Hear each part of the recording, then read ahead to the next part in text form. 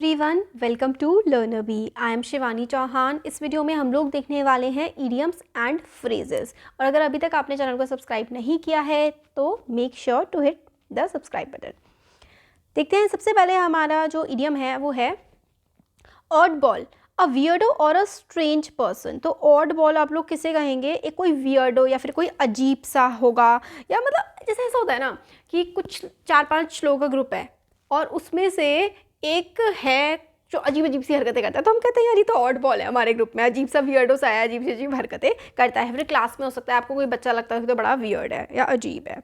Down to earth, sensible या फिर realistic. जो इंसान डाउन टू अर्थ होता है उसको हम लोग क्या कहते हैं कि भाई ये तो काफ़ी सेंसिबल है, रियलिस्टिक है, या आप कई बार कहते हैं कि ये काफ़ी अच्छा है। तो जो डाउन टू अर्थ है, ज़मीन से जुड़ा हुआ, बहुत ही सिंपल रहने वाले इंसान को हम लोग डाउन टू अर्थ कहते हैं। ये सब ना हम लोग अपनी डेली इंग्लिश स्पोकन में भी काफ़ी ज़्यादा इस्तेमाल कर सकते हैं। That he is a odd ball, वो तो अजीब है। या फिर she is down to earth, वो कभी कोई बनावटी बातें नहीं करती है। ये हो गया go getter, a person who is active, energetic and has the initiative to pursue the things they want। तो गो गेटर यानी कि ऐसा पर्सन जो काफ़ी एक्टिव है और जो वो हासिल करना चाहता है वो उसके पीछे लग जाता है, काफ़ी मेहनत करके उस चीज़ को वो अचीव कर लेता है। तो गो गेटर ऐसे पर्सन को आप कहेंगे। Break a leg, break a leg का मतलब होता है थोड़ा सा, मतलब पैर तोड़ना नहीं होता है, इसमें होता है गुड लक। तो गुड लक के लिए हम लोग ब्रेक अ लेग यूज़ करते हैं। इसमें ब्रश ले लेते हैं। तो ये हो गया break a leg. Cutting corners, doing something poorly in order to save time और मनी। कोई चीज़ मतलब अच्छे से ना करना, सिर्फ टाइम या फिर पैसा बचाने के लिए फटाफट से निपटा देना काम को, होता है कटिंग कॉर्नर्स।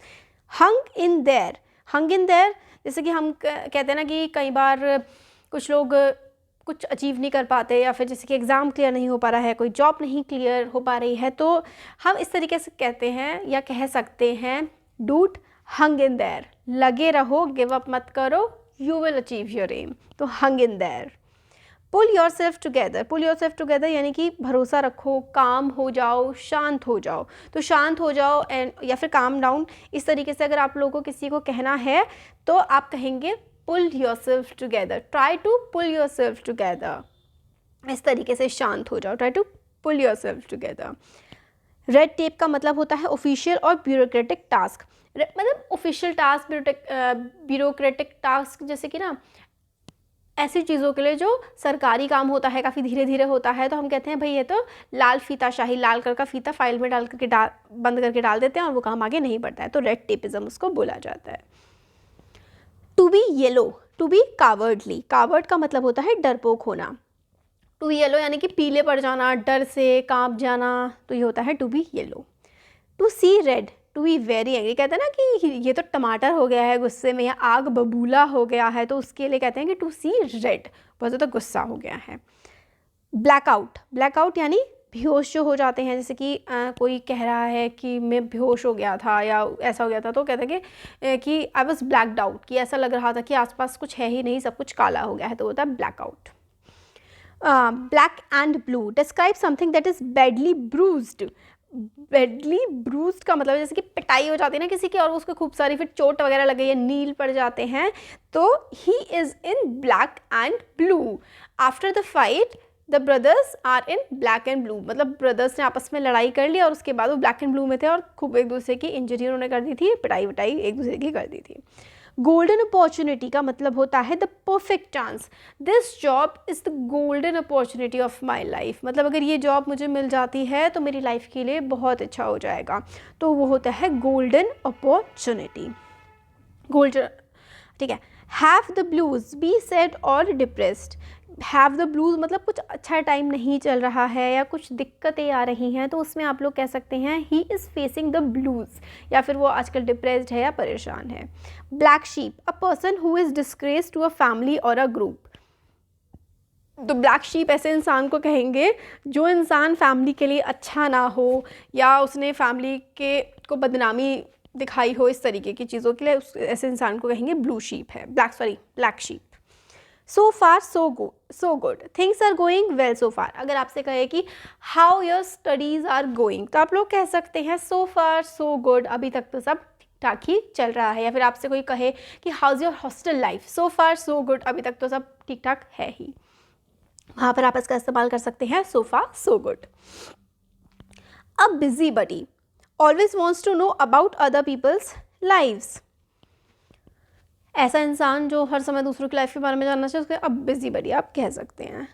अच्छा, ऑड बॉल फिर से आ गया यहाँ पे, ओके, डाउन टू अर्थ, हाँ ये वाला फिर से आ गया। 40 विंग्स, 40 विंग्स का मतलब होता है शॉर्ट नैप। 40 विंग्स हल्की सी झपकी ले लेना, तो हम कहते हैं अच्छा हमने I had a 40 wings in afternoon, मतलब हल्की सी मैंने नैप ले ली थी, हल्का सा सो गया था। Barrel of laugh, someone who is very funny. अगर आप कहें कि रमेश को आपको डिस्क्राइब करना है, कोई पर्सन है जिसका नाम रमेश है और उसको आपको डिस्क्राइब करना है कि वो कैसा है और वो बहुत फ़नी है अगर, तो आप कहेंगे Ramesh is barrel of laugh, मतलब वो तो भाई हमेशा हंसाता ही रहता है सबको। Old as hills, someone who is very old, suppose करिए आपके किसी फ्रेंड की ग्रैंड मदर हैं जो बहुत बूढ़ी हैं, तो आप लोग कहेंगे कि she is old as hills, जैसे पहाड़ पुराने हैं ऐसे ही वो भी काफ़ी बूढ़ी हैं, तो old as hills. Black sheep हो गया।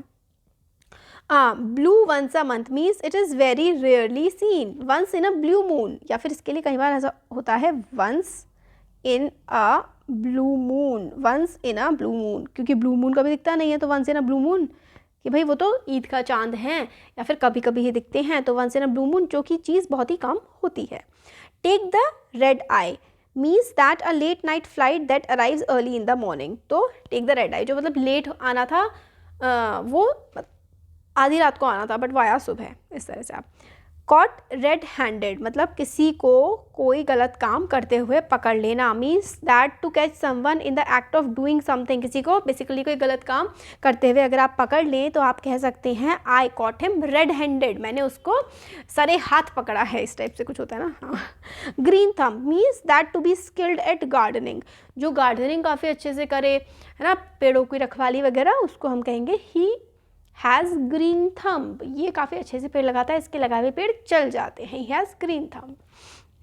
Grey area is an unclear unfinished something, तो जो मतलब ग्रे एरिया हम लोग किसे कहेंगे, ऐसी चीज़, ऐसा एरिया जो थोड़ा सा डार्किश सा हो या फिर जिस पे थोड़ा भरोसा कर पाना मुश्किल हो या समझ पाना मुश्किल हो, तो ग्रे एरिया आप कहेंगे उसे।